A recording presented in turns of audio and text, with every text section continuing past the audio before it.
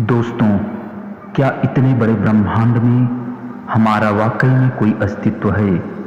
मैं यह जानना चाहता हूँ कि जिंदा होने का क्या मतलब है। जरा सोचिए, इंसान होने का मतलब ही यही है, सच्चाई की हद में रहना। क्या जीवन का मकसद यूं ही भटकते रहना है या किसी चीज की प्राप्ति करना है?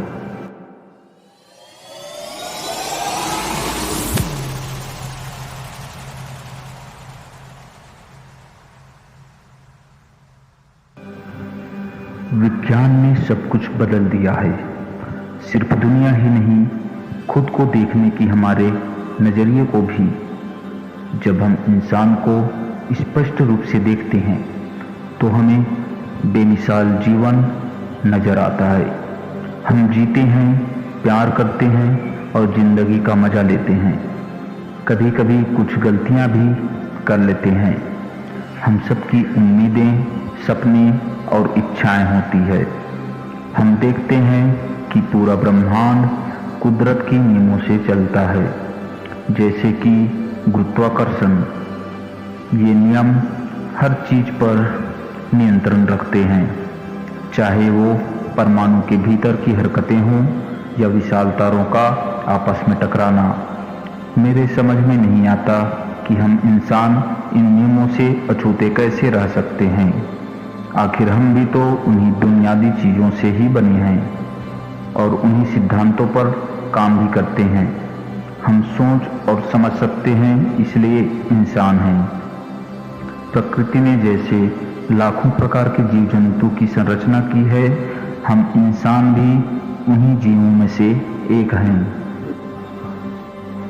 मानव जीवन के उद्देश्यों को जानने से पहले किसी जीव की उद्देश्य को जानने का प्रयत्न करते हैं।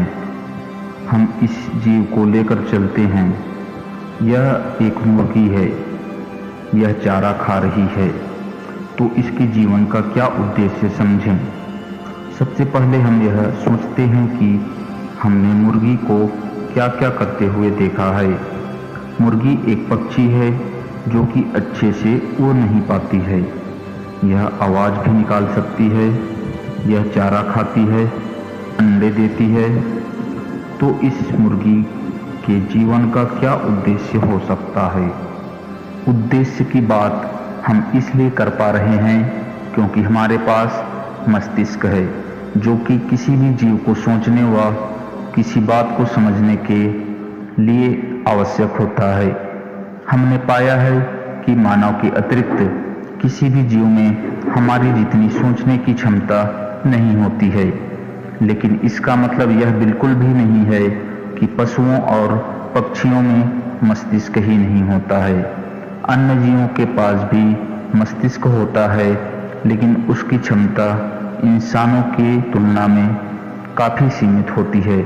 जैसे कि मुर्गी का मस्तिष्क सिर्फ खाने के बारे में सोच सकता है, अपने बचाव के बारे में सोच सकता है, लेकिन यदि उसे गंदगी करनी है तो वह यह नहीं सोच पाता कि उसे कहाँ करना चाहिए और कहाँ नहीं करना चाहिए। तो इस प्रकार से एक मुर्गी के लिए अपने जीवन के उद्देश्य के बारे में सोच पाना बिल्कुल असंभव नजर आता है। मानव अपने जीवन की उद्देश्य को जानने की जिज्ञासा इसलिए रखता है क्योंकि मानव मस्तिष्क की क्षमता का अंत बिल्कुल नहीं है। मानव हर काम किसी न किसी उद्देश्य की पूर्ति के लिए करता है, इसलिए यह जानना चाहता है कि वह जीवन जी रहा है, उसका भी कोई उद्देश्य है या नहीं। अब हम इस बात को किसी और तर्क से समझने की कोशिश करते हैं। मानव के लिए सबसे ज्यादा महत्व क्या रखता है? हम और आप जानते हैं कि मानव पूरे जीवन भर रुपए, पैसों और सुख सुविधाओं के पीछे ही भागता रहा है। तो क्या हम यह मानकर चलें कि इनकी प्राप्ति ही मानव जीवन का सबसे बड़ा उद्देश्य है? तो दोस्तों, जो लोग इस बात से सहमत हैं, अपने जीवन जीते हैं, उन्हें बेशक भविष्य में बेहतर जीवन की प्राप्ति हो सकती है।